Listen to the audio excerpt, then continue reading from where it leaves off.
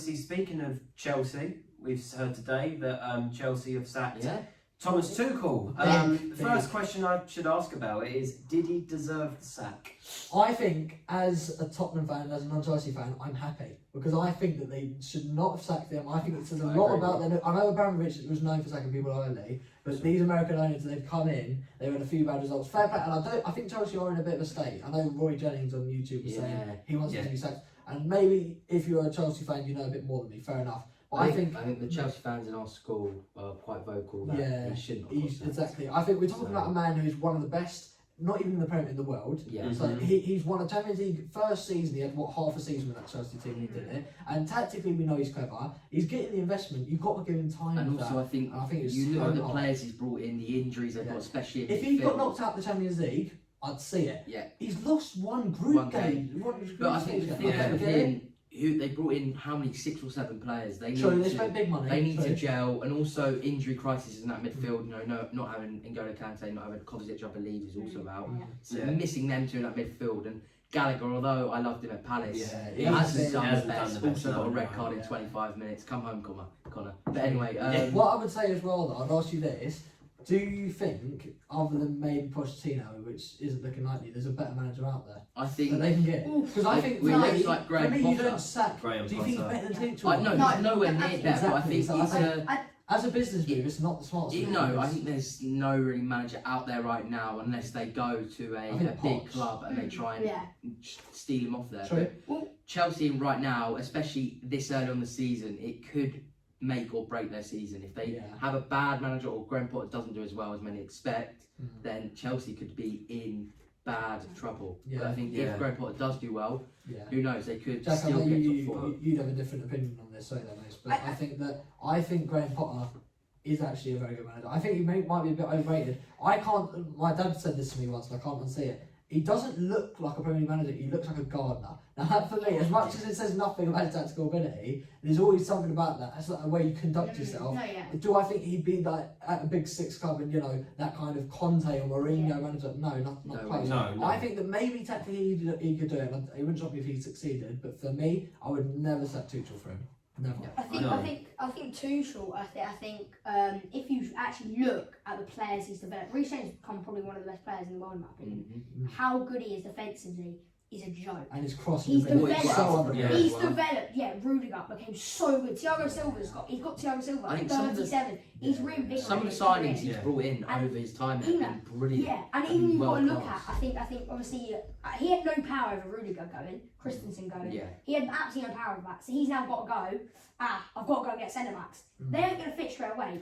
And his back three is complicated as well as Chelsea's. The roles that he gets players to play. Yeah. Like he'll get if Rudiger was still in there, Rudiger goes really wide, he goes really high, and he'll go and press as soon as that ball gets lost in midfield or gets pressed wide, on hit down his side, he will go and attack that ball. And I think you're going to have to require a different skill set to make the players they've brought in, like Koulibaly. Koulibaly, in my opinion, is 2-star. I think he's Thiago Silva 2.0.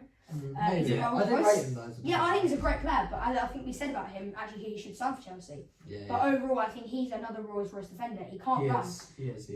So I think that's obviously. I think you have to give him time, and I agree. At home, saying he give time. Yeah. But as I think you were saying with Graham Potter, I look. I don't think it's even Palace bias.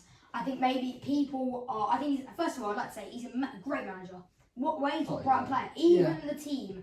He's built a team now that is an outstanding team. I'm not gonna even as a Palace fan, it hurts me to say. He's lost his too much players. He's built a team. The signings they got, and I know maybe it's not just him, but over the scouting market, Caicedo for what, 8 million? They picked him off. They picked him off what, like Ecuadorian desert, and they started getting playing as a box-to-box midfielder in Wepu, the Zambian islands, and they picked him off there.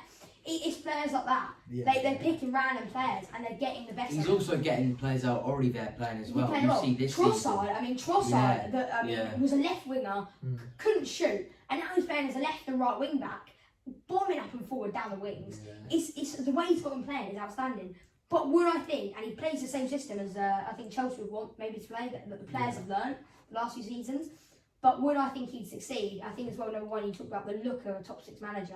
He doesn't fill me with the confidence. I think we talk about English managers. Why do they never win titles? It's because no big club wants to have John Villa rather than Antonio Conte, a nice, good sounding name, a big name, rather than an English manager that's doing well. I mean, no one wants that. As well, in terms of merchandise, branding, then no company's going to call you up and go, "Can I get Big Jono for a 5 o'clock shoot?"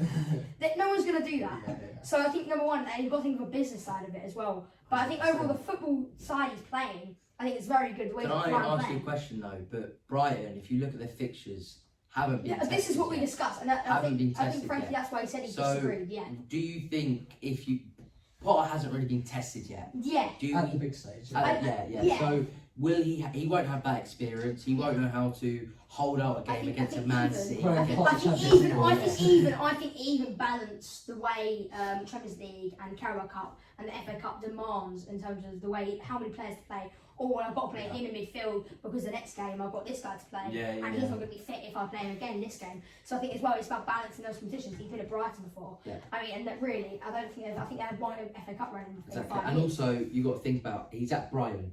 Now Brighton aren't a big they're not top. It's the pressure as well. The pressure of everyone eyes are going to be on him. How well can he do? If he just went at Brighton, Chelsea are arguably, I know you're going to disagree with this, the biggest team in London or the best team in London right now.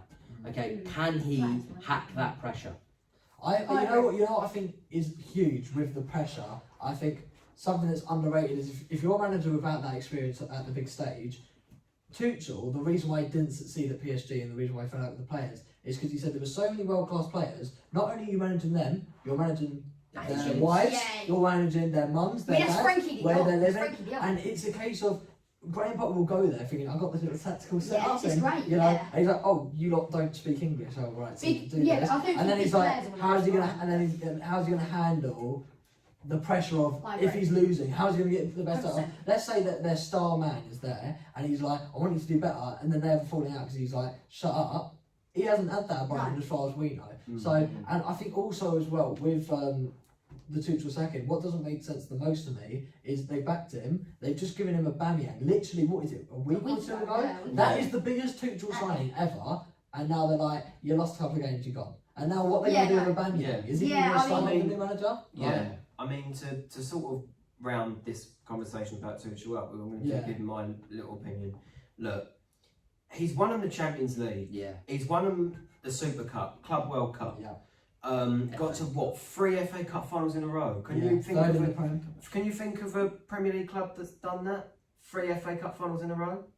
Apart from maybe Arsenal. Man City have done 4. Carabao Cup. Yeah, the Carabao Cup final last year. Maybe that's the Carabao Cup. And beat Palace in the semi-final. Well, there you go. And after I'd say 3 not so great results: Leeds, Southampton, and Zagreb last night. They get rid of him.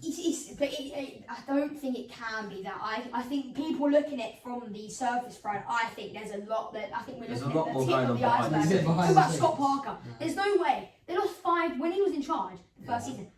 5-2 they lost to West Brom, and then they also 5-2 to West Brom, and he was under no pressure. The ball went, that's fine, and that's Roman Abramovich for God's sakes. They've lost games last season. I can't think of any of this from my head, but I remember the Brentford 4-1. They lost 4-1 to Brentford. They've lost games, and it's been like they shouldn't be losing that game to that amount as well.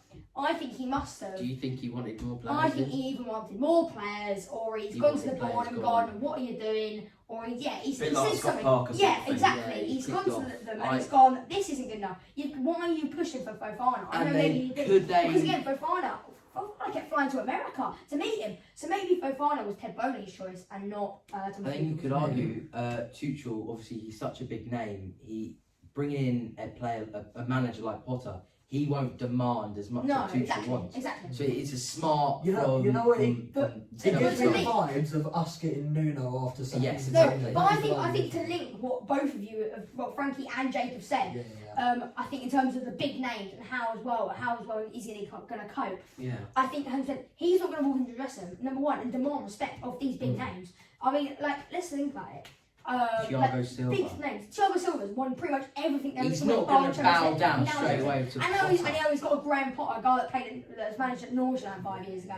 And also, and you can't do another that. thing with Tuchel, I remember seeing a video or pre-season, they're in America, and you see how he interacts with the players. He's playing table tennis with them. He's really getting them team bonding. Yeah. For me, Potter doesn't seem like that man. No. He doesn't seem like as a man manager. He doesn't seem like a man manager. So